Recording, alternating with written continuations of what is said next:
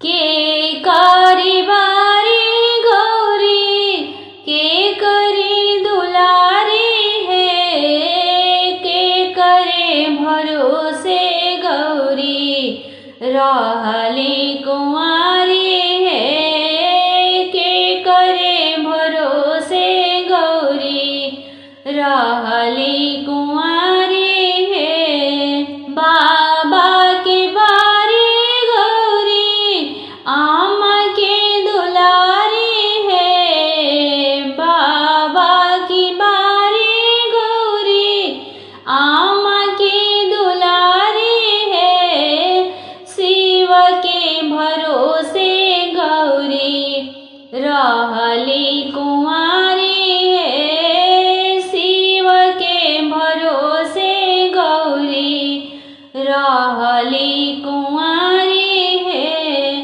फूल लोढ़े गईली गौरी बाबा फूलवारी है, फूल लोढ़े गईली गौरी बाबा फूलवारी है, लोढ़े त फूल महादेव दिहले छितराई है, लोढ़ल फूल महादेव दिहले छितराई है।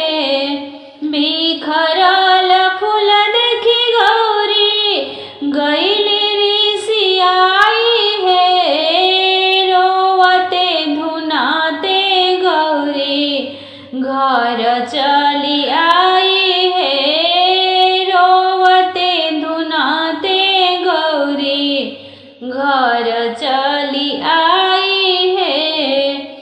के तोहे मरले गौरी के दिहले गारी है, के तोरे मरले गौरी के दिहले गारी है, कथिए वियोगे गौरी रोवत धुनत अइलू है, कथिए वियोगे गौरी रोवत धुनत अइलू है। लाज के बात आमा कहलो न जाए है, लाज के बात आमा कहलो न जाए है, रही तुझे भाभी मोरी कहिती समुझाई है, रही तुझे भाभी मोरी कहिती समुझाई है। भाभी से कहबो गौरी हंसी है ठठाई है, भाभी से कहबो गौरी हंसी है ठठाई है, हमरा से कहबो गौरी हृदय लगाई है, हमरा से कहबो गौरी हृदय लगाई है।